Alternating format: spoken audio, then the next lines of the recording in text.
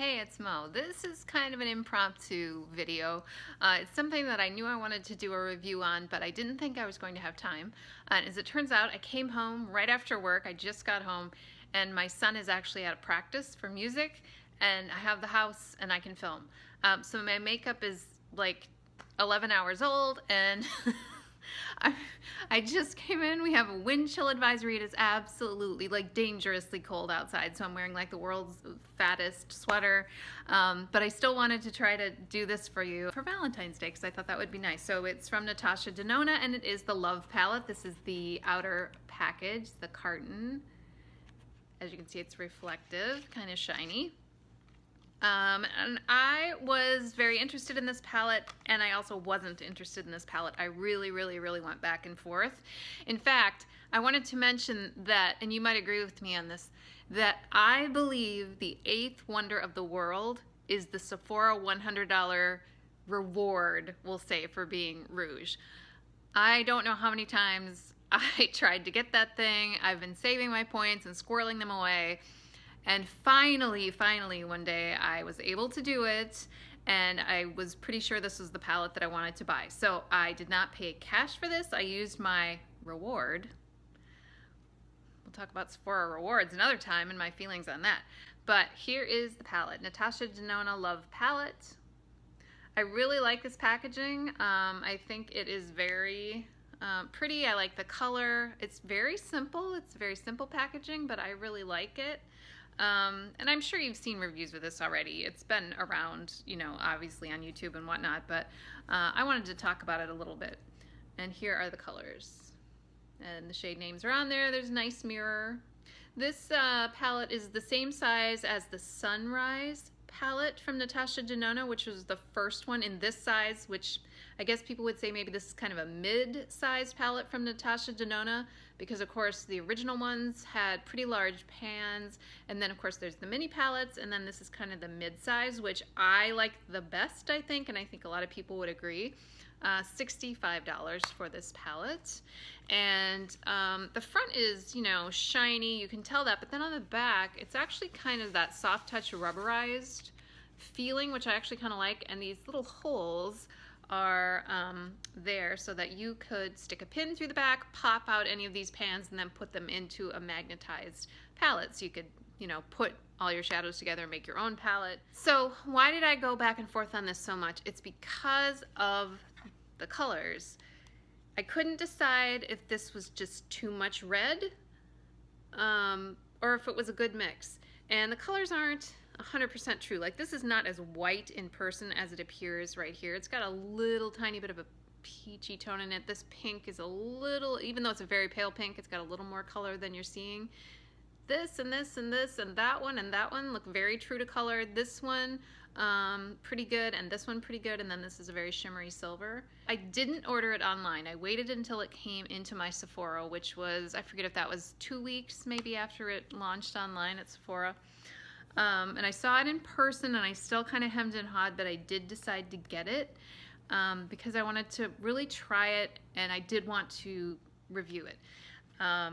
Because, you know, Natasha Denona shadows, in my recollection, these were the first palettes that were really expensive. Like, these were the first palettes I remember that were $120 some or over $100. And of course, this palette, you know, is a different size than the originals. It's $65 and it's a smaller size, but it's still an expensive palette. I don't think there's any denying that.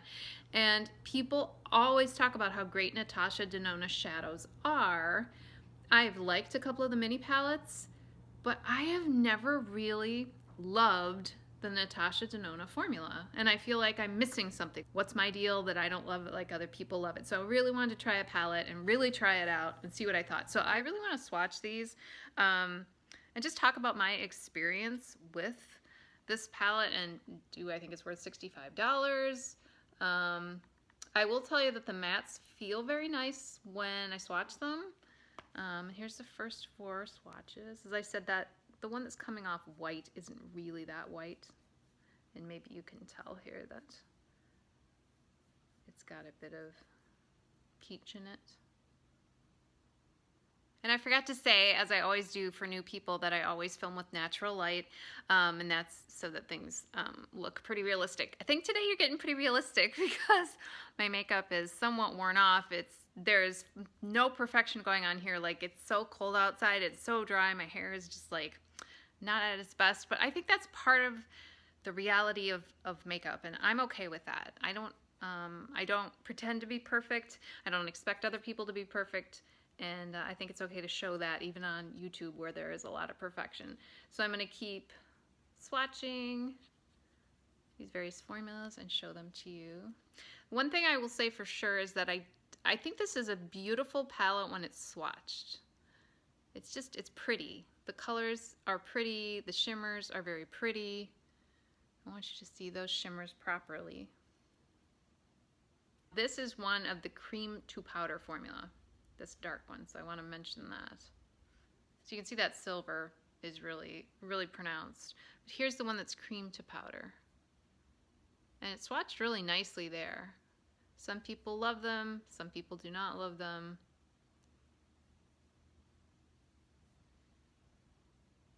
I'm wearing cuddle duds and a shirt and my huge sweater. So like pulling up my sleeve is a whole other thing today. And we're gonna swatch the last three here. And then this last one, again, is cream to powder. Just so you're aware of that. So there are the three final colors in the palette. And this is that cream to powder that I'm swatching right now. And this is the pale pink. So there's all the colors in the palette. I think the color story looks really pretty. I think I've gotten a couple of looks that I really liked. But overall, I kind of find this formula a little difficult to work with. I'm not a huge fan of the cream to powder shadows. I feel like, you know, you need to have a special kind of brush or you need to use your finger, but if you use your finger and you want it kind of in a specific area, it's not small enough. So you kind of need a specific kind of really dense, stiff brush almost to work with this. And this one just, no matter how much I put it on, it just didn't give me the color payoff I wanted. And this was really the only true purple in the palette, like a blue purple. Everything else is just so red leaning. See, this is the one I'm talking about, that's like blue purple and kind of offsets all this warm red and all that. But this one is so sheer, at least for me, that it never made my look purple enough. So when you look at these shades, like this one and this one and this one, and even this one, they're so red and they're so, like this shade and this shade are so similar. And then you've got these very pretty but very kind of almost glittery shimmers that don't have a ton of impact and they're not metallic. So you get like a lot of red and then a couple warm tones and sort of this purple, but it's really sheer, and a couple other sheer things. And I just didn't feel like I got much versatility. And I did 4 different looks. I used lots and lots of different colors. And today, like I said, not fancy at all. In fact, I'll tell you what I put on today. I was in a hurry, big shock. And I put Intense, just fluffed that up into the crease, which worked very nicely. I used First to kind of blend that out. I put First all over my lid, and then I put Blind, which is that silver. And I just did a wash of that on the actual lid. It's a very soft look that I actually like, and I felt good about the way the shadows performed this morning.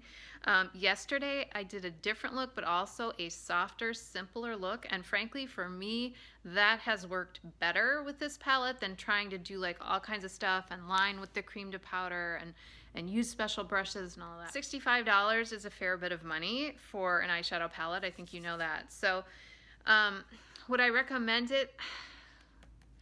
I really don't. I feel like, what don't I get? Why does everyone think these are so great and I am just kind of halfway in the middle? I don't know. And maybe it is because I'm not a makeup artist and I just want to use them, you know, in kind of a regular, everyday way. That could be it. I think the colors are pretty. I think I can get a look or two out of this that I really like. Do I think that's enough looks for a palette this large and this expensive? Not for me. I think it's a pretty palette to look at, but there are other palettes that over the last 4 days when I've been using this palette and feeling a little frustrated by it that I would have rather used. like the Viseart Paris Edit.